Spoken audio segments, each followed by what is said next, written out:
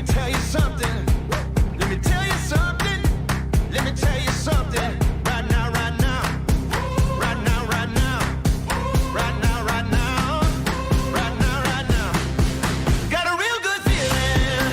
Got a real good feeling. Like there is lightning deep in my bones. Got a real good feeling. I won't hit no ceiling. I'm going higher than I've ever known. Got a real good feeling. This place is jumping off hard as it can get. No, we won't ever stop dancing on the edge. We like it dangerous, we like to see you spit. Turn up another notch, you ain't seen nothing yet. Let me tell you something. Let me tell you something. Let me tell you something. Let me tell you something. Right now, right now. Right now, right now. Right now, right now. Right now, right now. Got a real good feeling. Got a real good feeling. Like there is lightning deep in my bones. Got a real good feeling. I won't hit no ceiling. I'm going higher than I've ever known. Yeah, I got a real good feeling. I won't hit no ceiling. Like there is lightning deep in my bones. Got a real good feeling. I won't hit no ceiling. I'm going higher than I've ever known. Got a real good feeling.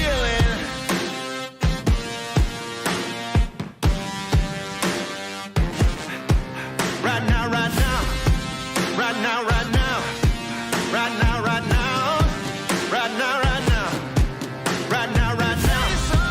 Right now, right now. Right now, right now. Right now, right now. Right now, right now. Right now, right now. Right now, right now. Right now, right now. Oh, I got a real good feeling. Got a real good feeling. Like there is lightning deep in my bones. Yeah, I got a real good feeling. I won't hit no ceiling. I'm going higher than I've ever known. Yeah, I got a real good feeling. Got a real good feeling. Like there is lightning deep in my bones. Yeah, I got a real good feeling. I won't hit no ceiling. I'm going higher than I've ever known.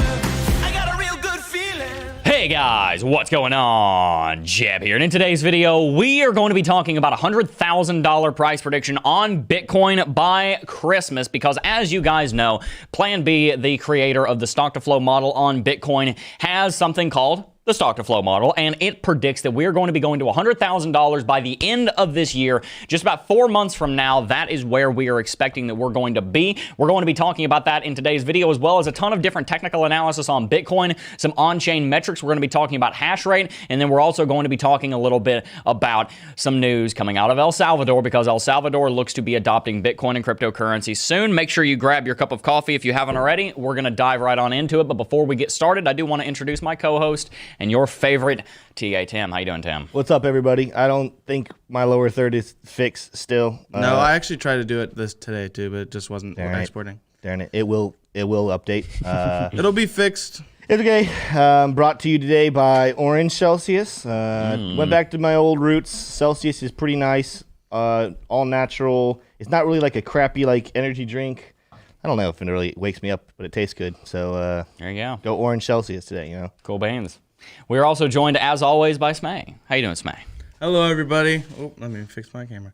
Hello, everybody. I'm sure you guys notice things are different. We are in the process of moving things around for the final set, so this is also not the final set, but we're getting there, guys. We're getting there. We're working on it, and we're excited about it, guys. We got a lot of content to cover, so we're not going to waste any time. The very first thing that we're going to do is we're going to jump onto my screen here, and I want to show you something called the Bitcoin stock-to-flow model. You've probably seen this before. It is called the stock-to-flow model. It's based off of something called the stock-to-flow ratio, which is the ratio of the amount of a commodity or an asset, in this case Bitcoin, that is in existence, versus the amount or total supply of a commodity being created every single year. So let's say you have 100 units of copper in existence, and then you have 1 unit of copper being created every single year, what that means is that you'd have a stock to flow ratio of 100, because the stock to flow ratio measures the amount of time it takes at the current flow, which is the annual creation of the asset. So 1 copper a year, whatever unit we're talking about here, maybe it's 1 million tons, versus the amount in existence, 100 million tons, whatever the unit is. So the stock to flow ratio on copper in that case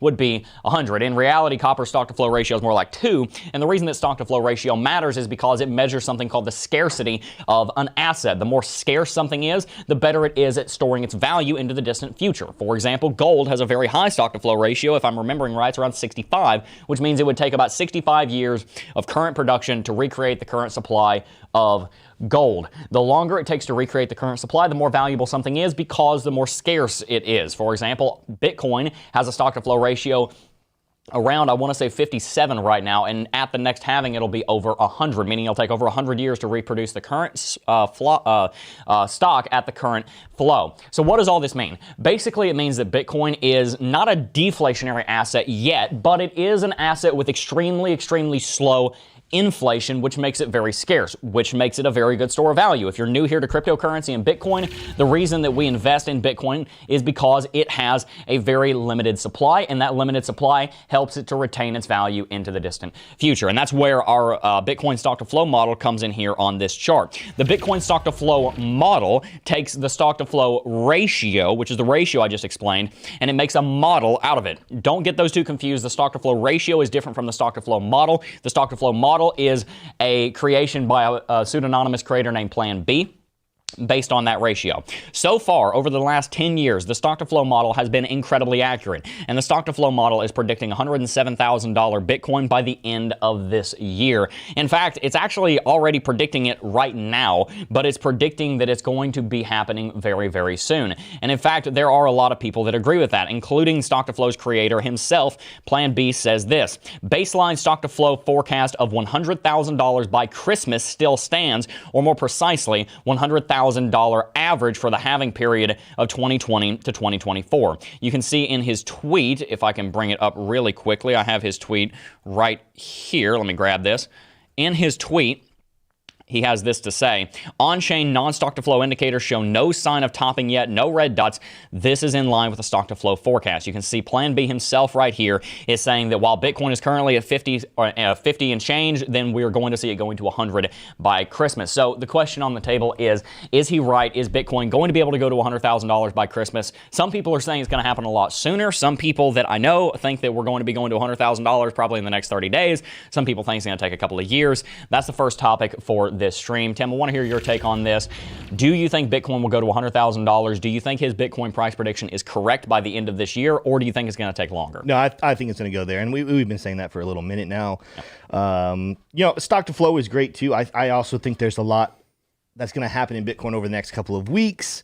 I even in my notes today was doing some technical analysis, and I'm looking at a couple things, and we'll maybe talk about this a little bit later. I'm looking at a couple things that are pretty interesting that makes me question, are we actually potentially days, maybe a week or two away from seeing a massive green candlestick on the daily chart? Not 4 hourly, not the hourly. We've seen a lot of those. Are we about to see a massive daily green candle? We'll talk about that a little bit later. Yeah, no, absolutely. I think that is something that we're definitely going to be seeing. I think that Bitcoin will be at $100,000 by the end of this year. And I want to hear what your take is on that. I'm actually going to put a poll in chat really quickly. 100K, yay or nay? I'm going to put that in chat here in just a second. But I want to hear your take. Is that going to happen? Is it not? Guys, smash that like button if you haven't already. I'm going to go ahead and write this poll. 100K, EOY, yay, nay. Let's see what your opinion is on that, guys. That's pretty much all we got to say. His opinion is that we're going to $100,000. We're going to dive into some technical analysis now, and we're going to figure out if that is something that is on the card. So let's go ahead and jump onto my chart, and we will do some Bitcoin technical analysis here.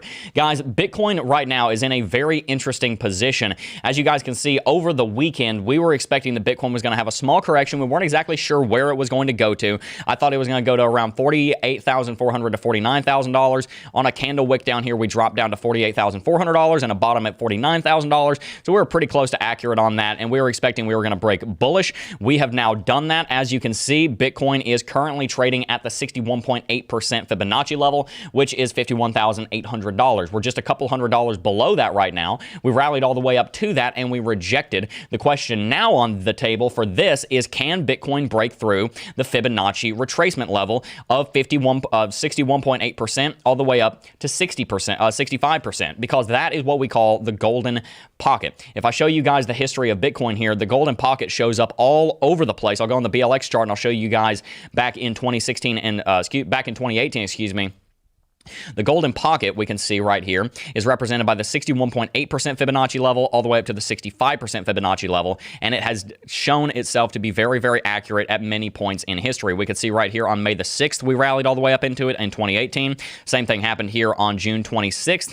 I do believe we saw this happen several other times back in 2019. If I remember correctly, we hit it right here as well, yes. So between 61.8% and 65%, we rallied all the way up here in August of 2019. So it's very common for Bitcoin to rally to that level and stop, but what we want to see is Bitcoin not stop. We don't want to see Bitcoin stop at 61.8 to 65%. We want to see this market continue to rally, of course. So can it do that? Well, that is what we're going to be discussing here. One of the first things that we need to bring up is the fact that there's a daily MACD cross coming in on Bitcoin. This MACD cross is bullish, and this is a good sign. We talked about how the MACD was converging on itself a few days ago, and the fact that the MACD is converging bullish on itself is a very good sign. Why? Because whenever the MACD starts converging on itself is normally when you see the bottom. A lot of times the bottom doesn't happen when the cross happens. Many times the bottom will happen when the histogram itself starts changing, because the MACD is actually a very responsive oscillator. A lot of people think it's not very responsive, but it is. As soon as the market starts to reverse, the histogram will generally start to reverse. However, it's not so responsive that it gives you a lot of false signals. Oftentimes, it's giving you a very accurate signal. And as you can see, the MACD called $46,700 on August 31st as the bottom. Ever since then, we've been rallying. Now, 7 days later or so, 6 days later, we have a confirmation in the form of a bullish MACD cross. So that's a great sign. Looking at our volume, we can also see the volume has been picking up slightly over the last 7 days, which is very much a good thing. Looking at the TD sequential here, we can see that there is no overbought signal on the TD sequential. And looking here at some of our moving averages, we can also see, if I go onto a cleaner chart so you can see a little bit better, that the 20 exponential moving average, which is sitting right here, is giving Bitcoin strong support. So guys, we're in a strong uptrend right now. Bitcoin only really has about $51,800 to $52,000 to contend with. From there, the sky's the limit. Right now, there's not much resistance above us, above that level. So now the question for the shorter term is, can we get above $52,000? And then it's going to be as simple as getting through the 50th, the rest of the 50s all the way up into 60, and then we're back to all-time high. So Tim, I want to hear your take on this. I know you've been doing a lot of technical analysis this morning. Do you think Bitcoin is about to break $52,000 and institute a major rally like we've seen on Ethereum, or is Bitcoin in need of some correction? When you say about to, what is your definition of about to? Next 5 days. Yes. Okay. No, I actually think that for today, I think by the end of today, we actually might turn around. But I think we might see a little bearish action for the next couple of hours. But I do believe by the end of the day, we'll start moving bullish. I think the next couple of days are bullish, and I think the next week and a half is bullish overall. That doesn't mean there won't be small corrections that come from time to time, but do not be surprised to see Bitcoin's price pushing closer to 60, at least by the end of next week. So a week from this coming Friday. I do believe there's a lot of things actually fundamentally and technically and on-chain data, so all the way around, Bitcoin, I think, is actually primed for a massive move. Yeah, no, I think you're absolutely right. And guys, another thing we need to point out here is what Lux Algo is saying. Lux Algo is still sitting in daily territory, still sitting in buy territory and bullish territory out on the daily chart. We had a buy signal back on the 26th of July. And by the way, I want to show you guys this. If we look down on the 4-hourly chart, Lux Algo has perfectly called every single bottom that we've seen in the last month. Take a look at this. We had a buy signal back over here on the 21st of July. We had a buy signal right here, which was technically a pretty good buy signal. I'm just not counting it because it wasn't that big of a correction. We also had a buy signal right here on the 4th of August, right here on the 19th of August, right here on the 26th of August, and also right here on the 31st of August. If you guys aren't using Lux Algo, you're missing out on one of the best indicators that you could possibly use. I use it every single day for my technical analysis now, and you should absolutely get it. The link is in the description box down below. The one caveat I would say is I think it's a newer feature they've just started using, or at least it just came in the update.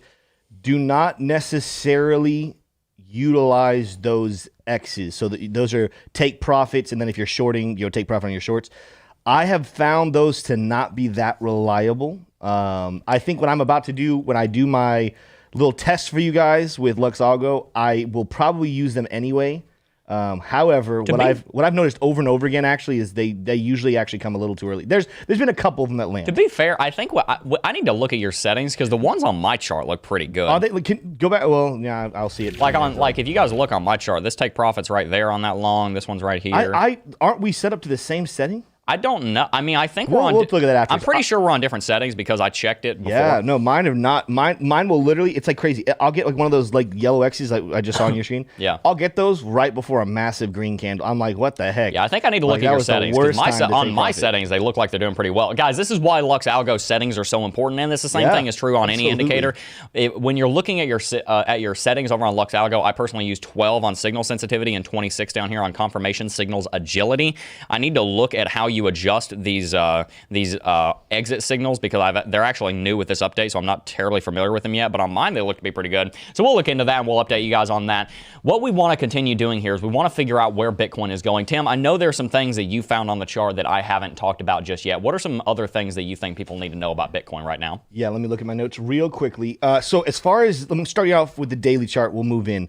Overwhelmingly bullish sentiment on the daily chart. We see our cup and handle formation playing out, which if it plays out fully, we still have all the way up. I think it could get to 55, 56,000 before that cup and handle has officially run its course and done what it wants to do. So there's that to start off with. We played out bullish RSI. This is the one bearish on the daily chart, and it's not even confirmed yet. But we played out a bullish RSI divergence. But it looks like Bitcoin was doing this weird thing where it's actually forming both bullish and bearish. It looks like potentially we might see some bearish RSI divergence happen, but that's not confirmed. So like the one bearish thing about the daily chart isn't even confirmed yet. So that's why don't take that one into too much consideration just yet. The MACD, we're about to see a bullish cross. As Jeb said earlier, the one thing to think about MACDs is it's better at helping confirm movements more so than predicting future ones. The crosses are, yeah. So, well, yeah, the histograms are great at showing those things. But overall, MACD is not one of my like, oh, I'm going to make all my trades. It can be a lagging indicator. Yes, yeah, it's more of it's a confirmation to me of what's happening. Agreed. VPVR, I'm still seeing this, that we have a pretty easy road to 53,000. And again, I think we're going to go all the way up to 55 by the end of this week. But we shouldn't really get that much resistance after today of getting up to 53. So that's going to be nice. We have strong support at 50,000. We bounced from being overextended on the Bollinger Bands. That's always a great sign because that overextended sometimes brings some downward movement. But we bounced from that. We're now sitting in a healthy place there. We're sitting right now on top of that Fibonacci retracement, the retracement level that we talked about last week, which again, we're seeing so much momentum build that we're going to continue to go up. And I honestly had this feeling, so I talked about it a little bit before, I had this feeling the RSI divergence that we see right now, that potentially might be starting bearish, but also bullish. If you look at the way it's moving, and I'm trying to see how I would do it for you guys because I can't show you on my screen. I'm showing them. It has both bearish and bullish. And what it looks like is the RSI is actually accumulating and kind of coming into some zone where it's moving down for the sake of we're about to see an explosion and it needs to create some room on the RSI to be able to allow it to go up closer to that 100 mark.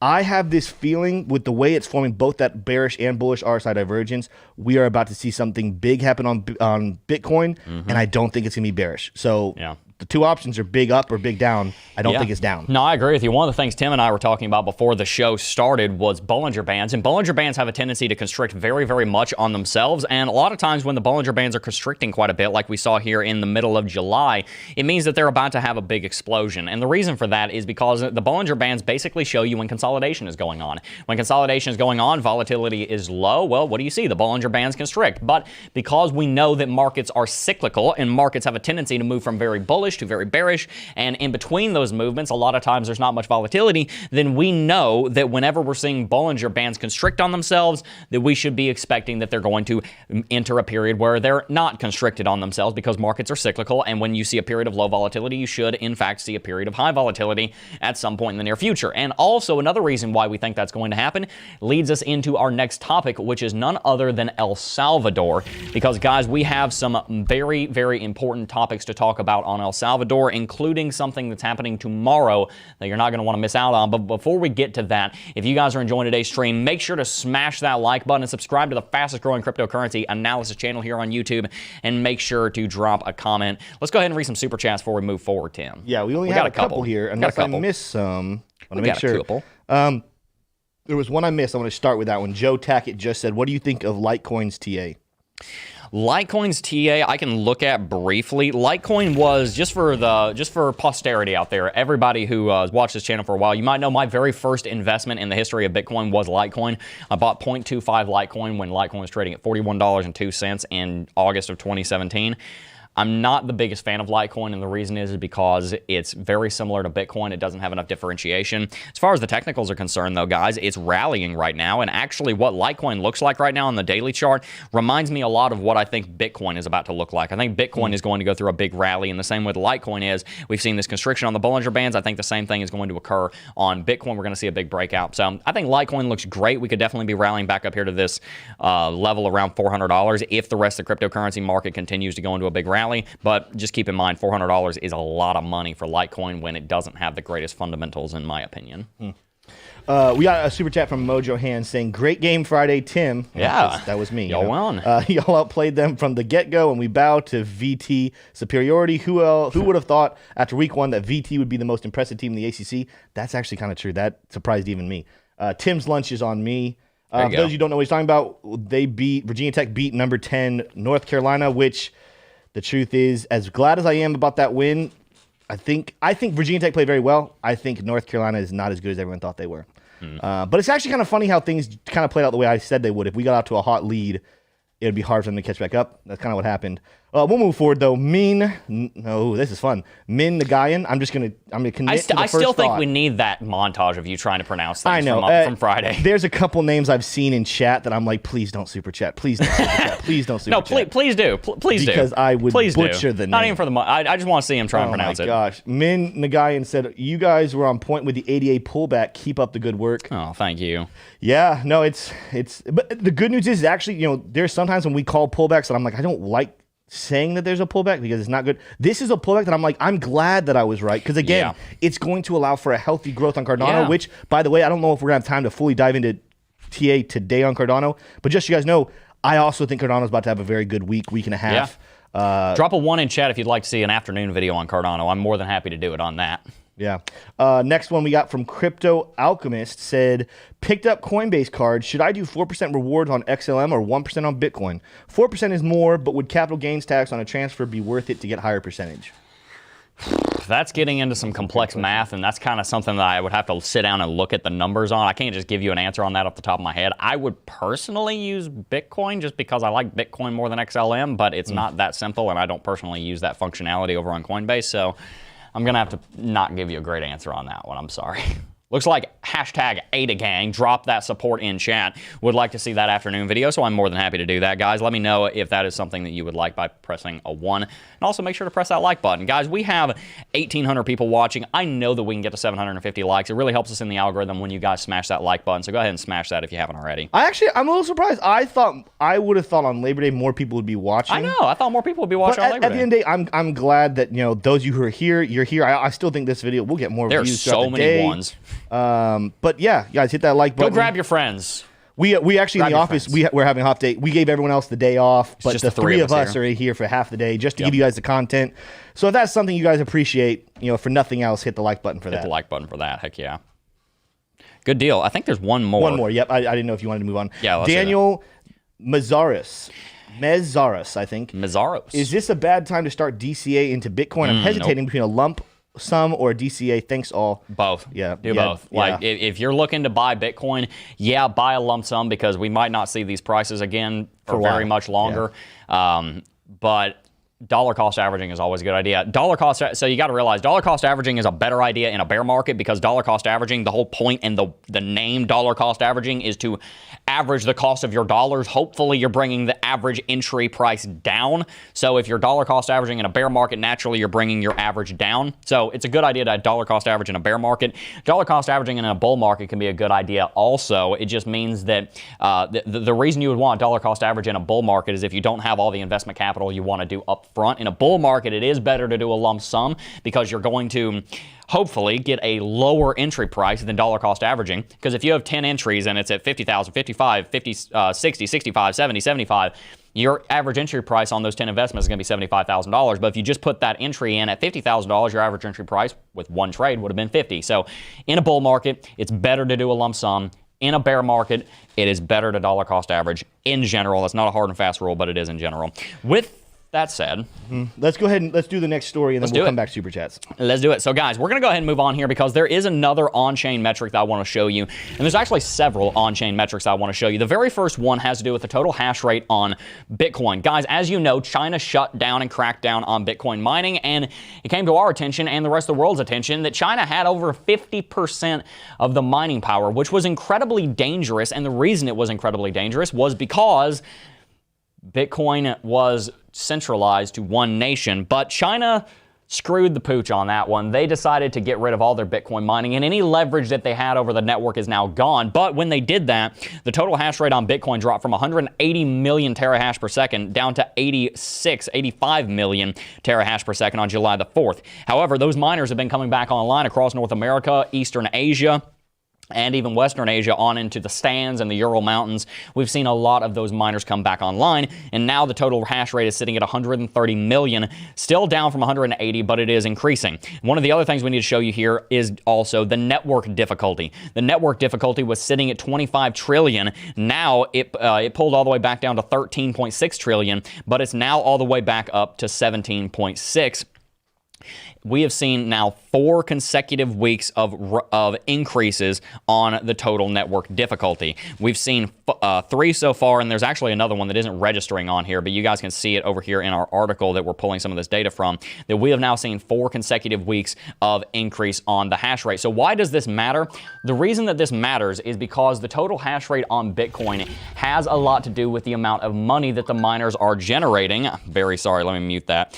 The total amount of money that the miners are generating has a big impact, because the fundamental value of Bitcoin has a lot to do with those intrinsic values. The amount of money that the miners are making is more than likely going to be reinvested into the cryptocurrency market, and then the cryptocurrency market is going to grow because of all that investment capital going into it. So as the miners come back online, it leads to higher prices, and in general, we have seen a major correlation between the total amount of mining going on the Bitcoin network and the price action on the Bitcoin network. For example, if we look here at the Bitcoin network difficulty, when total hash rate hit its all-time high at 180 million on May the 14th, guess where Bitcoin was? Bitcoin was sitting, I'm on ADA. Let's go back to Bitcoin. May the 14th, Bitcoin was sitting right up here. We had started the correction because the network, it takes a few weeks for the total hash rate to have a big impact on the price action, but right around the same time that we saw the network hit the all-time high, which was right over here, was around the same time Bitcoin hit its all-time high. So in short,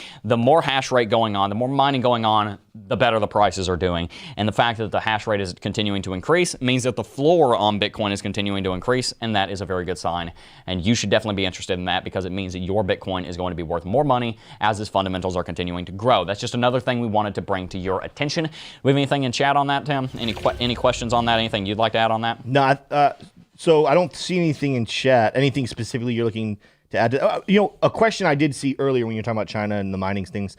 Someone did ask, do we know currently what Chinese mining power and what their percentage is?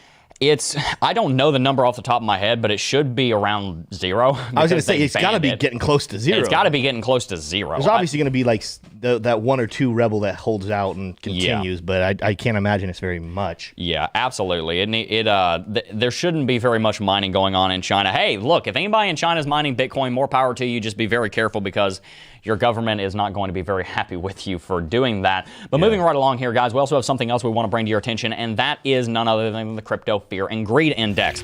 We're kind of doing, you might have noticed, a little bit of a start to your week roundup of several different on-chains and technicals that you guys need to know about. And another one that you need an update on is something called the Fear and Greed Index. The Fear and Greed Index is an index that's made up of volatility. I'll explain these in a second. Volatility, market momentum / volume, social media, surveys, dominance, and trends. An index is essentially an indicator made up of indicators, or in this case, it is a fundamental indicator, if you will, made up of other fundamental indicators, and I just listed those off. The volatility has a lot to do with how much movement is going on Bitcoin. The volume has to do with that as well. Social media, what they do here is they poll, and they run polls to see what people are thinking about Bitcoin. Are they very exuberant about Bitcoin, or are they very bearish about Bitcoin? The Fear and Greed Index has a very strong track record. And whenever you see extreme greed, you see people very greedy, you're generally looking at the top of a market. For example, all the way through from November of 2020 all the way until February of 2021, we saw Fear and Greed Index was sitting around 93. Well, guess what? That was during the majority of our rallies between, you guessed it, October and February. Right in this time period right here, Fear and Greed Index was sitting around 90. So where are we right now, and what can we draw from this? Well, the Fear and Greed Index on Bitcoin right now is sitting around 80. This is very interesting because it's actually not terribly common for Bitcoin to sit around 80 on the Fear and Greed Index, with one exception. We do have right here in July all the way through August of 2020, Bitcoin sitting around 80 on the Fear and Greed. You can see right now we're reading 79. However, if you look at the rest of the history of the market, especially in the last year, we can see that generally, when Fear and Greed Index is sitting at this level, it is a continuation level. For example, we were sitting around 70 to 80 right here in October of 2020, and then we continued all the way up into the 90s. Then, for example, we sat right here around 70 to 80 here in March and April, and then we continued down into May around 18. So this level between 65 and 80 seems to be a continuation zone. So right now, what are we doing? We had a massive Fear and Greed rally from 10 all the way up to 80. Historically, we've seen a trend that around 65 to 80 on Fear and Greed is a continuation zone. So following that logic and following the logic of everything else that we've seen in the technicals and the fundamentals and the on-chains, we should see Fear and Greed Index rally up to 95. How would it do that? The only way it could do that is if the price started to skyrocket, because that is what leads to a 90+ Fear and Greed Index. So this is just another reason why I think we're about to see a big rally. How do they measure the Greed and Fear Index? Yeah, so the Fear and Greed Index is made up of, you can see it down here, 25% volatility, 25% market momentum / volume, 15% social media, 15% surveys. This is currently paused. Dominance is 10%, and then trends is 10%. That's what they have explained here. I don't know all of the math. You would have to go into it, but you can see if you pause on this screen all of the terminology here of how they break it down. Rob Zilla made a great point in chat. He said the Fear and Greed Index has never seen this amount of institutional investors. This is something I've been wondering about, this because I saw this a couple weeks ago. We've been sitting pretty high on the Fear and Greed Index for a minute now, but there's a part of me that wonders. I'm like, man, are we? I'm not 100% certain exactly all the numbers that go into it. You know, not to get too crazy in things, but we see polls happen all the time, and I think we're about to talk about this here in a little bit with El Salvador. We see polls happen, and sometimes I just wonder. I'm like, how accurate are those polls? Like, what did they do to find those numbers? Because, as you said, traditionally, when the greed is starting to get this high, I think you said traditionally we still go higher, but people get a little concerned when the greed gets really high because they're like, okay, we're about to see a price drop usually. In this case, is it potential that gauge just went a little too high, a little too fast, because we're not even close to being finished with what we're doing here in this bull run? Yeah, well, the Fear and Greed Index is very similar to an indicator that I used to use quite a bit. I haven't used it a lot, but it's called the stochastics. And stochastics, if I can show you right here, I think I can bring that up really quickly. Stochastics has a tendency on Bitcoin of jumping right from 0 all the way up to 100. It has a tendency of staying at the extremes, especially if we bring up stochastics RSI, which is right here. Let's grab this. stochastic RSI, I suppose.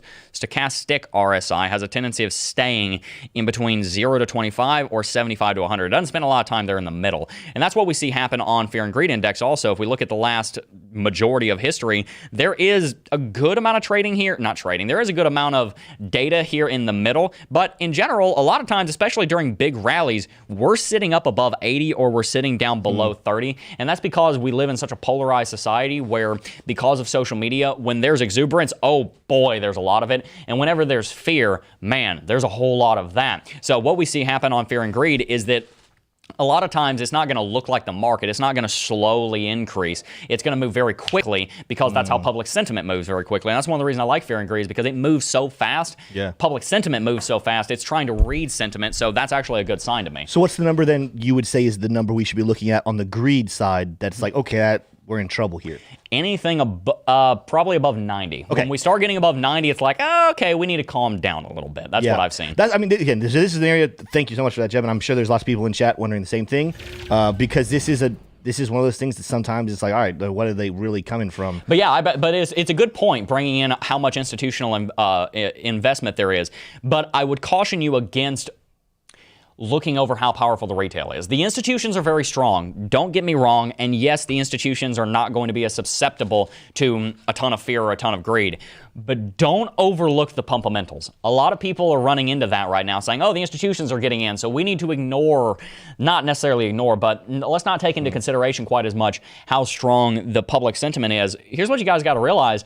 A lot of times the institutions are not moving the market through their own purchases. A lot of times they're moving the market through manipulating public opinion, which is going to show up in Fear and Greed. So if anything, institutions getting in the market is going to make the Fear and Greed Index more useful because the media is making us even more polarized than ever. Oh, no, they're for certain not only buying and selling constantly, no matter whether we're in a bear market or bull market, they're constantly buying and selling. The question is which more.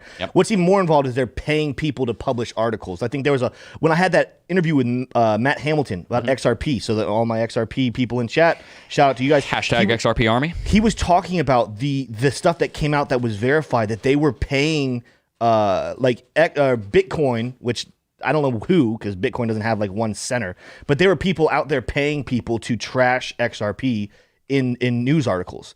And so it's like one of those things that's like, all right, that is something that institutions get involved with. But that's why I love so much about the outflows numbers we've seen, the people taking their money off the exchanges, because that to me is the sign of greed that doesn't factor. I know it factors in, but I'm saying that's greedy people saying, which this is a good form of greed, no matter what happens, I am not touching this. This is my future.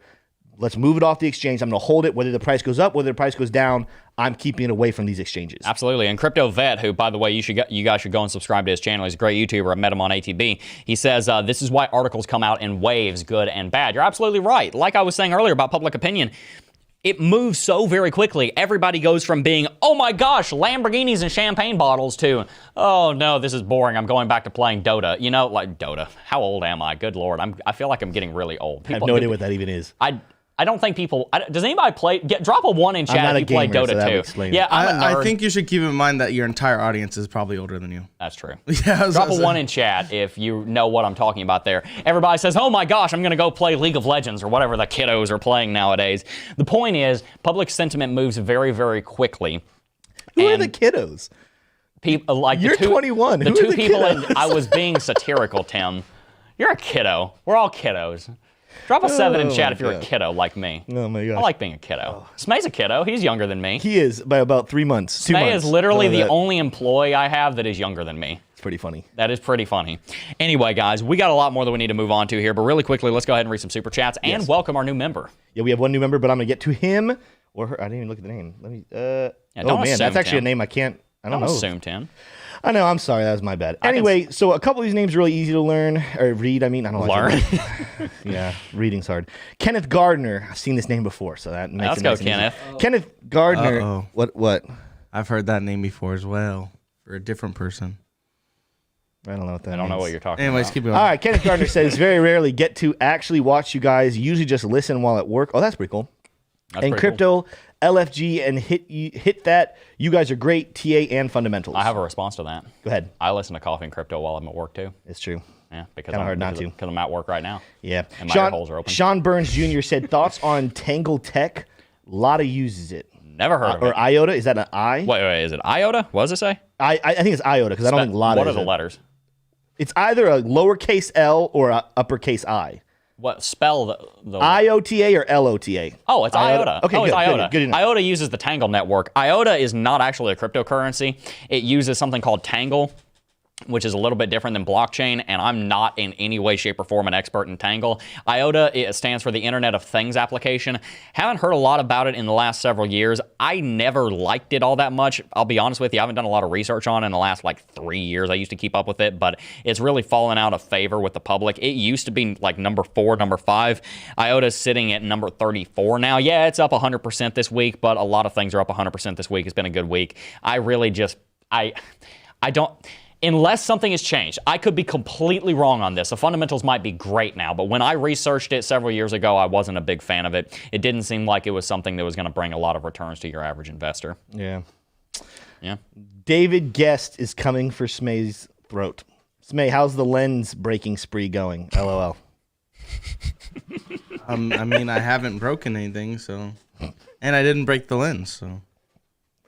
Oh gosh. I love how it's a spree after he did one lens. I know. I didn't even. Here's what I want to say. And he I- fixed it, I so- didn't even And he break it. The fact is, I barely even fixed it. Yeah, it wasn't broke. It was my broke. It was crooked, and then he just went and then turned it Yeah, back. and guess what? That I means it's swear not one broke. of the servos in there was like that. No, the servos moved just fine. Yeah. They moved just fine. All right, we got another one from Kevin P. Love your show. Great job. Thank you, Kevin. Thank you so much, Kevin. Jeanette SW said, I already hold ADA, would like to buy more, but have been holding off for the pullback. Is now a good time? Thanks for all you do. Love the show. I think if you're looking to buy ADA and hold it for a while, you should just go ahead and buy it. But Yeah. I'm going to be talking more about that in the afternoon video, actually, because by popular demand, that's going to be the afternoon video. So watch out for that. That'll come out in a few hours. Go ahead and get some. Do it. Go ahead. Get some. Jeanette, go ahead and get some. Get some ADA. Heard it here first, folks. Or maybe you didn't because it's quiet, but get it here first. Crypto Alchemist said, thanks for your video that introduced me to the CBBI. Good way to follow when the top is, what's the safest place to stake USDC for highest yield? I don't know if you can stake USDC on Coinbase. I think you can. If you can stake it on Coinbase, I'd do it there. I don't know of anywhere else that you can stake it. I think you can stake it on Coinbase. I might be wrong. I think USDC is created by Gemini, so Gemini, you might be able to stake it over there. So I'd look at that. Shizzy L said, I heard a lot of people are buying $30 of Bitcoin tomorrow for El Yes. Salvador legal tender day. Are you guys buying the $30? If so, can you do it live? Yes, actually, let's go ahead and jump in. Let's pause really quickly and let's jump into that article. I actually have an article over here. Well, we have two more things. Can we just... Okay, let's read those, but then we'll We'll jump get there. into it. But just so you know, we had two new members. One is a Jedi Youngling. One is a Padawan. go. So this is the name. I think it's Atten Narang. Phonetically, Narang. that's correct. So Atten Narang. Welcome to Jedi Younglings. Welcome. Thank you very Brian much. Morales. Oh, that's a fun one. Morales. Morales. I don't know. Morales. Welcome to Jedi Padawans. Welcome. New members. Glad Thank to you, have you guys. guys. Thank you guys so much. Morales. Yeah. Listen, we've been wrong. You guys have corrected me and been wrong before. I'm pretty sure it's So- not Morales. It's Morales. Listen, man. Anyway, Have you ever heard of Miles Morales, the Spider-Man? Come on, guys. There's lots. There's like a lot of There's Spider-Man. Spanish pronunciations of names. There's French. There's Italian. Okay, well, we there's speak Greek, English, so we there's- pronounced it in we English. speak American here. Thank you very much. I'm gonna start reading these things like what's the show? Like a Texan. No, like the AA Ron. What's those Morales? guys? The Aaron. Where is that from? Key and Peele. Key and I'm gonna Peele. start reading these names. Key and Peele's hilarious. Completely Oh my phonetically goodness. correct. Key and Peele is so funny. let's move on With to that the said, article. let's go ahead and jump on here to AP News, the Associated Press, because El Salvador is going to be offering $30 Bitcoin starter account. This is not what the comment was talking about, but we're going to get to what the comment was talking about here in a second. El Salvador's president says the use of cryptocurrency will not be mandatory, but the country is planning to give out starter accounts with $30 to promote its use. And by the way, let's back up for a second. What's going on here? Tomorrow, we are going to be seeing, I think it's in this article right here, tomorrow we're going to be seeing adoption on El Salvador come online fully. On Tuesday, El Salvador will officially begin to use Bitcoin as its national currency alongside the US dollar. Round of applause in the chat. Let me see some clapping emojis because this is a big deal, guys. Why is this a big deal? We'll get to that in a second, but let's finish reading the news. Finance Minister, let's see, I can do this, Tim. Alejandro Zelaya said Thursday Not that... so fun, is it? Not so easy. I nailed that. I don't know what you're talking about. I probably butchered the last name, but I know how to say Say, we Alejandro. literally have no one to verify whether or not you nailed it. Exactly. You just said it with flair. I did. I said it with you gotta say it with confidence. That's showbiz right there. It's confidence. Confidence is everything. Because you also used to say lore. Say lore. And you know Michael what? Saylor. And you know what, Tim? I said it with confidence, so nobody well, some people questioned it, but most people didn't question Literally, it. the entire audience questioned it. Okay, shut up. I said it with confidence, all right? Anyway, Alejandro said, I used to have a friend named Alejandro, said Thursday the government will, because you care, will allocate $120 million to establish as many as 4 million starter Bitcoin accounts or wallets, though he doesn't think that many people will take up the offer. The wallets will be known as Chivo, a slang word meaning cool or nice. That's in Spanish, so I very much hope that's what that means, so I'm not cursing in Spanish or something. President Nayib Bukele said that when the law takes effect in September, accepting Bitcoin will be optional. Nobody will have to accept Bitcoins if they don't want to. But as we were talking about a second ago, it's in this article, I don't remember where, but they were talking about how, okay, maybe it's not in this article, but I know what you're talking about. There are people all across Brazil and many different South American nations right here that are talking about buying $30 worth of Bitcoin when this takes effect so that they will be able to help pump the price, so that they'll be able to get some Bitcoin and to show their support for El Salvador adopting Bitcoin. Now, one of the things I want to mention here is that as I've been saying for the last 4 years that we've been running the channel here, eventually Bitcoin is going to start getting political. Period. Eventually, you're going to start seeing political parties taking stances on it. Oh, is it not already? Well, no, it wasn't really at the time. It was just kind of a technology like, oh, cool, the internet. This new thing. I'm going to go on late night. I'm going to talk about the internet. You know, it was kind of like that. The last 2 years or so, it's really started to get political, and a lot of people have started taking sides on it. Along political divisions. And there are some people that are coming out and saying that, oh, well, El Salvador adopting Bitcoin is the end of democracy in El Salvador. And there are a lot of people that are apparently protesting this adoption in El Salvador. For example, we saw a lot of protests going on just over the last month. Now, here's the problem. There are a lot of people in El Salvador that say, yeah, those protests are real, and those are real people that are not paid, and there are some other people that are saying, no, those are fake protests. So I really have no idea because I'm getting both sides of the story. Anybody that's on the ground in El Salvador, I'd love to hear your opinion because this is not my nation, so I don't want to speak for the nation of El Salvador. Is this something that is popular in El Salvador? I guess we'll find out tomorrow when we see people start to accept the Bitcoin in these wallets. And this is one of the things that we're going to be watching out for, and we'll keep you guys updated on how many El Salvadorans are going to take up that offer of $30 worth of Bitcoin, because there's 8 million people living in El Salvador and only 4 million wallets worth of Bitcoin in that fund. So we'll see tomorrow how many people are really looking forward to it. My thing is the articles that I've seen talking about this say that the people are crying out for the US dollar. And don't get me wrong, I understand the US dollar is more stable than most world currencies. But most Americans don't even want American dollars. We would love to have an alternative. Yep. The amount of, here's the reason I believe this is manipulation and people are being paid to do these riots and being paid to have these protests. Yeah, I mean, riot probably is too strong a word. Anyway, it's because the writing is on the wall. When we start seeing countries adopt Bitcoin, things like the US dollar, the Chinese yuan, the British pound, they're under threat. The euro, they're going to be falling by the wayside. And don't get me wrong, I'm sure there are some people in El Salvador. I saw a study say that it was a high percentage of people don't want Bitcoin. They don't want to use it. But then it was like of those same people, it was like 80% of them didn't actually even know what Bitcoin was. So it's actually ignorant. So don't get me wrong. Yeah. I think this is what happens. You pay people to go in and to protest. People who don't know what they're talking about just hear people yelling and say, oh, they must have a point. Yep. Let's listen to them. Yep. I actually don't think that the majority of El Salvadorian people are that opposed to this. I think those who are don't fully understand what's happening. And then the other thing is who are taking these studies. When they do these studies of like 80% or 78% of the El Salvadorian people don't want this bill to pass. I'm like, who? Who did you ask? Like the same thing when we see here in America. I see polls all the time where they say, well, this man, I'm like, who? Who was a part of that poll? Yeah, I know. Like, did you take 500 people and decide the whole country follows what those 500 people said? The statistical sample sizes of those are ridiculous. And that's one of the reasons that you have to be very careful with polls. In the Fear and Greed Index, for example, I think their polls are pretty accurate because they show how they're doing it. They're polling crypto. Right now the polls are turned off anyway, and a lot of times they are. When they're polling crypto, it's like like, well, hell, what are you going to do? You're going to fake that? I mean, they don't have a reason to. With this, there are plenty of global elites that do not want Bitcoin to be a sexy thing that is going to do well in El Salvador. And I don't want to get it wrong here.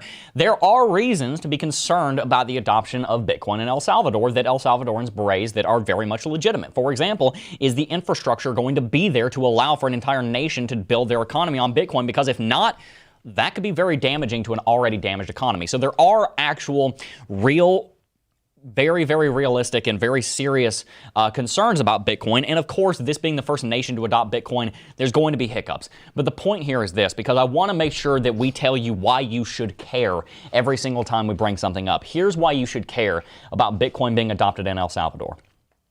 When Bitcoin is adopted in El Salvador, more people will be using the network. When more people are using the network, it is going to lead to a massive amount of growth on the Lightning Network, which Strike, which is what they're using, is built on. It's going to help improve Lightning Network because Lightning Network is going to get a lot of real-world testing. Also, when Bitcoin is being transacted in El Salvador, it's going to lead to more transactions on the main chain, which is going to mean that the total amount of mining profitability is going to go up, which means more miners can come online, which, by the way, we talked about miners earlier. The more hash rate that there is on the network, the more profitable Bitcoin investment is, because the more hash rate on the network, the higher the difficulty is. Yeah. We've seen a trend over history, the higher the price goes. So I just showed you how Bitcoin being adopted in El Salvador leads to not even taking into account these people buying Bitcoin and then not having it in a circulating supply and pulling it away and investing. And I'm not even counting that. Not even counting that, it's going to lead to an increase in the price because it's going to increase the difficulty and it's going to provide more of a test bed for layer 2 solutions that are incredibly important to scaling, like Lightning Network. So this is a very big deal, and it will be part of the reason why we think that Bitcoin goes to $100,000 before the end of the year, at the latest by the end of Q1. The last bit of FUD on that story that needs to be just dispelled, because I have never seen in any of that bill, which I haven't read the whole thing to be fair, but I've never seen there be some sort of mandate like you must as a business accept Bitcoin, which is what these FUD articles are saying. They're saying that people are like protesting and saying, oh, this is not right for you to force this on us. Nowhere did they ever say any small business, anyone had to use Bitcoin. It is a preferred option. It is nice. They're going to be giving $30 to each citizen. That's just, I think that even to me is more confirmation that this is nothing more than FUD and fake news, in the sense of they're making up restrictions and they're making up things about the story to scare people and make people run away in fear. Yeah, that's a very important point that we need to bring up here. Even in this article in Cointelegraph, on Tuesday, El Salvador will officially begin using Bitcoin as its national currency alongside the US dollar. A lot of people are under the false impression that the US dollar is not going to be a legitimate currency in the nation anymore. As far as I can tell, based on everything that we've seen, which it is hard to get accurate information on some of these things, as far as I can tell, the US dollar and Bitcoin are going to coexist. And then we'll see people gradually, of course, move towards Bitcoin. I think it's being mandated that businesses have to accept Bitcoin, but that doesn't mean that they don't accept the US dollar. I think there hasn't been a lot of clarity on that in the reporting, so I do want to clarify that because it is important. Anyway, with that said, let's go ahead and read some super chats. Yeah, I'll get through these and we'll move forward. Brian, again, Morales, and someone confirmed in chat there's several different pronunciations of this name, so it really depends on where this person's origin is. But Brian Morales said, just like the Miles Morales. So who's Miles Morales? That's Spider-Man. Spider-Man. Spooderman. Spider-Man. Morales? Am I saying it right? Spider-Man. Copyright strike for the tune. No, it's Miles Morales is the Miles Morales. Okay, you guys are awesome. Keep it up. Is that Helio Z? We're gonna keep moving. Helio Z said, "Is it true that Cardano testnet failed on Saturday? How will this impact the smart contracts release on 9/12? Price by December." I have to look into that. I heard about that. I have Greg to look into that before I have to answer that. I feel like that's something That's Greg a Greg question. knows, He probably knows that, yeah. But price by December. Yep. That's the last part of that question. Price by December, I think it'll be over $5. I think it'll absolutely be over $5, probably closer to $8. I say I'm kind of in the boat of thinking almost 6 to 7. Yeah. Yeah. Closer to that 8 number. Yeah, for I sure. agree. Irene Lugo said, wait. By December of ADA? I guess what we're talking about is the beginning of December or the end of December. I was saying December, but here's the thing, guys. December's like 2 months away. It's like 3. 3 Yeah, months. we got all of September, 3 October, months. and You November. think it's gonna almost triple in To be honest It's with Cardano, you, if yeah, Bitcoin like- does what I think it's going to do, Yeah. I think it is going to be at $6, Cardano $5, is going crazy. I don't think it's going to triple. I think it's going to double. well then if it doubles, it's not. I mean, what is it now? It's like 3 something, right? It's 284, I think. Yeah, Oh, right. if it's not even 3, then it would triple. It would have to triple to get to 8. Well, I'm saying I said 5 to 8. I'm gonna say 5 at the very. Well, but very just most. think about it. So what we're saying is Cardano needs to more realistically double. Because I think 6 to 7. So double. Yeah. Well, what are we saying Bitcoin's going to do? We're saying Bitcoin to 100. Isn't that double? But I don't even think it's going to hit. I don't even think Bitcoin's going to hit 100 because the fact is, so then that's the separation. The thing is, the assumption is that there's not going to be another like big downtrend for the rest of the year, which I think there will be. So, okay. So that's why. So that's the reason you don't think ADA is going to get higher is because you also don't think Bitcoin or Ethereum going to get higher. No. If you do believe Bitcoin and if you I think they're going to get close, but the thing is, like, just seeing the trend that we've been in the last latter half of the year, it's definitely been. We've seen a lot of huge corrections. I think Bitcoin to 100, Ethereum to 8 or 9. And Cardano to 6 or 7. $8 or $9 Ethereum. I'll buy so much of that. You know what I'm saying? 8 or 9,000. 8 or 900. Yeah. 8 or 9,000, and then ADA to 6 to 7. Those are all 100% increases. Yeah. And so if you don't believe that's going to happen, it would make sense why you don't think. If you don't think one of them's going to do it, you don't think any of them. I don't think. Drop a 1 in chat if you agree with us, or drop a 2 in chat if you agree with Smay. Want to hear? Sounds like Smay's more in the Ben camp, in the BitBoy camp. Sounds like it. Yeah. Well, you know. But also, Ben, I've been saying for like a month I don't agree with Ben, and I think we're getting close to finding out who's right. I think he's under the impression that we're going to be at $100,000 in like 3 weeks. I'm almost certain that's not going to happen. Okay, then I'm definitely not. Speaking of Ben is going to be on this show a week from today. So yes, sir. We'll have to ask him then. Yes, we can ask him then what he thinks. Yeah, absolutely. Cool. Know. I'm sorry, I'm copying and pasting some more super chats. We're going to keep moving. They do it. Irene Lugo said, "Hi guys, bought 88 Ethereum and Solana this summer on the lows." Nice. Coinbase, I think CB. Coinbase account was hacked, lost it. Oh my gosh. Oh no. It's like starting from scratch. Is everything too high to buy now? First of all, before we move on to the second part of that question, Irene, oh my gosh. That freaking sucks. Oh my goodness. Jeez, I'm sorry, man. Gosh. Or woman, I'm not sure. Irene, that's probably a woman. Man. Dang. Yeah, that happens. That's one of the reasons why we encourage you guys to use cold wallets, use cold storage. I'm really sorry that occurred. But make sure you use it as a lesson. Look, the past is the past. You can't do anything about it unless you can. Maybe you can. But if you can't do anything about it, then best thing you can do is accept that and move on. Yeah, and I mean, guys, I think it goes without saying that since crypto is in this space where it's not heavily regulated, it is a blessing and the curse. And the reality is that there's so many crypto scams. Like, they are all over the place. More than any other scam I've seen. Since being in the crypto space, there are so many crypto scams, so you have to be super, super aware about everything that you guys are doing, and not to assume that you fell for a scam or something. But it is one of those things that like people are out to get your money, right? Especially in crypto. I mean, there's a reason why if you go to crypto YouTuber comments, our comments, it's loaded with a bunch of these scammer bots because that's just people are targeting an unregulated source of income, basically. Yep. Yeah. Absolutely. God. Well, the second half of that question, it's like starting from scratch. Is everything too high to buy now? No, absolutely not. I think it's a great time The to question, buy, so. Irene, would be how long are you thinking to be invested in this? Yeah. It would be nice to have all those continue, where you bought them at those lows, but it's never too late. Never too late. It doesn't take away the fact that situation sucks. So. Absolutely. Sean Burns donated again saying, what are some of the best arguments against crypto assets and your answers to them? So I'm assuming he's saying, what are the best arguments against when people don't like crypto? That's a good question. Saying, like, because I have an uncle like that who thinks that my wife and I are complete idiots. Yeah, I think it's very important that we ask questions like that because you have to understand why people hate you so that you can understand why they're wrong, if they're wrong. One of the biggest arguments against Bitcoin is its lack of transactional throughput. I don't think the issue of electricity and it not being green is a problem. If you're going to do that, then level that criticism at washing machines and flashlights and, level that criticism at anything. I agree that we need to have a more green society, but come on, don't attack Bitcoin for its energy consumption when there's all kinds of things that consume energy.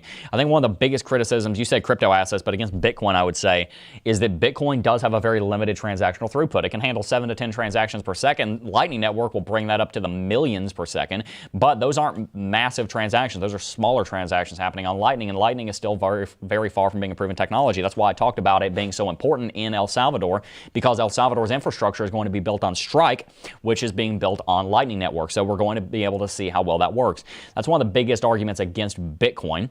One of the biggest arguments against crypto assets, I would say, is the amount of scams going on in them. And that's not even an argument against crypto assets. That's just an argument for education, which is why we come here every single day and talk about how important it is to be educated in cryptocurrency so that you can spot scams like that. That's why we talk about that all the time. So those are probably the two, maybe not biggest, but two of the big arguments against crypto. And then you have your basic, what is a Bitcoin? Yeah, but I'm talking about legitimate arguments. Yeah. I'm talking about legitimate arguments that I'm like, okay, that's fair. We're working on it, but that's fair. Well, I would say one that's like kind of an in-between argument is that what happens if the world's internet just goes out? I've heard that one before. My argument always to that is we're gonna have way bigger problems. I literally remember it when I Money was in general. What happens to the U.S. dollar if the internet goes Yeah, down? exactly. I remember happens I to was anything? saying that my dad asked me that when I was first getting into Bitcoin and crypto, and he asked me, well, what happens if the internet goes out? And I looked at him, I said, we are going to have much bigger problems than Bitcoin that's what I'm disappearing. saying. That's literally exactly what I said. Because everyone's like, what if I have a bunch of gold stacked up? It's like, bro, people are gonna be killing each other. Head to the mountains. Yeah, I was gonna say, people don't care about your blocks of gold. People are gonna be killing each other. And Yeah. it's not gonna be good. Boom, demonetized. All right, let's move. We're moving on. Moving on. David Guest said, Smay, you legend. Thanks for your awesome info, guys. Got a Smay fan. I don't in know what chat. I did, but okay. You're a legend. You're a legend, Legends don't yeah. have to do things, yeah. Mike Soretta. We're going with it. Soretta. Mike Soretta, what do you think XRP will be? Garbage. No, I'm kidding. What do I think XRP will be? I disagree with the statement. I don't actually think that. You just by the gotta way. rip it like a Band-Aid. That was a joke. I was trying to get you guys pissed off in chat. No, I think XRP will be second fiddle to Bitcoin for the rest of its entire existence. That's You what I mean think. second? I don't think think it's it'll ever be gonna at be second. least second fiddle. If I don't not think third, it's fourth, or ever gonna be fifth. second. I don't think it'll ever be second. I'm You going to get my stick point. to, I think XRP actually has a little room to make up because of everything that happened with the SEC recently, but let's just stay conservative. If you're asking what it's like at the end of the year, let's stay consistent with what we're saying with everything else. Let's go 100% increase to $2.80. I could see that. I could actually see XRP outpacing Bitcoin for the rest Yeah. of the year, just I think because so, 'cause it has room to catch up. It's so undervalued. It's got a lot of room to catch up. Great so yeah, buy, I agree with that. All right. Oh, gosh. Just say the by name the way, fast. Just say it great fast. follow. By the way, Grim said contact Coinbase. I'm sure your funds are insured. I forgot about that. Coinbase is an FDIC insured FDIC insured financial institution regulated by the U.S. federal government. So you might be able to get some help with that hack. By the way, Gotcha. Yeah, I've actually heard of somebody getting their money back. I don't know if you can, but I think I've heard of it, so I'd say give it a try. Zig and Zag, follow up to what we just talked about, says XRP is still trash. Jeb nailed it in the lateral movement in Ethereum call this week. Grats. Thank you very much, Zig and Zag. It's a good name. Yeah, I disagree. XRP is not trash. I used to have that opinion. I disagree. Yeah, with that I don't now. think it's trash Look, either. I think XRP it's overrated. is but- XRPP. Some good qualities, but mostly bad for most people. No, I disagree with that too. I think they've actually done some things. The thing with XRP is I don't, as Jeb just said, I don't think it will ever surpass Bitcoin, which is its main. It was the original main purpose of it was to rival Bitcoin. It's not going to happen. I mean, then at that point, just buy Bitcoin. Yes, but it's okay. It's just one of those things that there's still a place for XRP. It's just one of those It things. will continue to exist. Just one of I those agree, but things I'm that- just like, I'm kind of like altcoin adverse a little bit in terms of like, I want something to actually have like You, a a maxi. proper use case to be worth investing in. I don't want to just invest in something because I think XRP it'll does make have a money. proper use case, though. I know it does, but Because Bitcoin does it better. Even like so, the reason I think it continue to exist alongside Bitcoin is because you can use XRP when Bitcoin is super big and is being used. XRP you can utilize their nodes to continue to trade and translate your Bitcoin, to transfer your Bitcoin. So even with Bitcoin's massive success, that would not let XRP become like the top coin. There's still a use case for it. Okay. Because banks will continue to exist. The currency might change, but banking systems will continue to exist. Yeah, it's true. So, It's true. let's see. Sean Burns. Make sure I don't want to miss it. All right, I think I have everything so far. Sean Burns said, I'm a truck driver that listens to your show every day. It's wonderful actually watching your show, and shout out to the other truck drivers Go. listening. Shout out Come to on. our truckers out there. You guys keep them country moving. Yeah. Thank I you saw a very commercial the other day. Man, you can make some good money being a truck You can make driver. a lot of money being a trucker. If this job doesn't work out, you know. Oh my gosh, Tim. J- Don't leave me, Tim. Jeremy Flex said, I feel your pain, Irene. I bought 88 at 50 cents and fell for a scam. All 1,001 given away at $1.88. I've learned a very expensive lesson. So Love many the show, scammers. you guys. Hey, honestly, this is why when it comes to decentralized, like the decentralized nature of cryptocurrency, don't trust anyone. Yeah, don't trust anyone. No one has your best interest. I'm sorry, Except this sounds you. really hardened. No, but it's like, true. The thing is, like, what's good about our channel is that we're never gonna ask you to for stuff like that. Like, you know what I mean? We're never gonna ask you to do anything for us, right? So this is one of those things that's like, unless, like, if anybody is asking you to be up and personal with any of your wallets or anything like that, don't trust anyone. The way it happens most of the time is people say, oh, well, send us $5 and we'll send you 10, or we'll send us $5,000 and we'll send you 10,000. That's just nonsense. That's how the majority of these scams work. Don't fall for them. They only get maybe 100. They might only get 1 in 1,000 people to fall for, but that 1 in 1,000 people might send them 10 grand. Yeah, I was gonna say, I really hope that's not the scams that people are falling for. Like, That's like 80% of them. You see them all over the place. It's really sad. So then, guys, it goes without saying, guys, don't trust anyone in cryptocurrency. Yep. No one. Smay, I have a question for you. gosh. What's the name of the ladder behind you? He needs a name. The ladder? Yeah, there's an A-frame ladder sitting right behind you. Did somebody ask what the name of the ladder? No, I'm asking. Oh, do you have a name for it? It will be moved. That's what it's going to be. It will be called. moved? That's a crappy name. No, it's not You're going to be a terrible father, It's Smay. not going to be in the background. It will be moved. You heard it here first, folks. The ladder is called It Will Be Moved. With that said, that's all we got for you today. We're already over time, actually. We are doing price predictions this week. Yes. But we're gonna announce especially with it being Labor Day. I already have mine kind of locked in, but I want to give these guys some time to decide theirs. So we will announce those tomorrow. Yes. Yep. Still announcing the winner of this week on Friday, but we will announce what our predictions are tomorrow. We'll announce those tomorrow. But you guys are in. I like my predictions. I have a day to change them technically. I have 24 hours, but... Well, guys, like that's all we mine. got for you. If you enjoyed today's show, make sure to smash that like button. I know we can get 1,500 likes here in the next couple of minutes. Thank you guys so much for tuning in. By the way, if you haven't already signed up for Lux Algo, you absolutely should. We talked about earlier how amazing and powerful the signals that it gives are. You can use coupon code JEB, J-E-B-B, for 20% off at checkout. You can find the link for that down below. And also, guys, make sure to sign up for the Cryptocurrency Technical Analysis Academy. That's where I teach you guys everything I know about technical analysis. We've taught over 5,000 students how to become profitable traders and investors in the cryptocurrency market, and you don't want to miss out on it because it's going to help you understand how to navigate the tricky waters that are crypto so that you can become most profitable in them. Tim learned a lot of what he learned through CT2A, and now he is somebody who is doing technical analysis every single day on a professional level. Make sure to sign up for CT2A. The link's in the description box down below. Anyway, guys, that's all I got for you today. Before I go, though, I do just first want to thank each and every single last one of you for watching, as always, and I will see you guys in the next video. Peace. Oh, I got a real good feeling.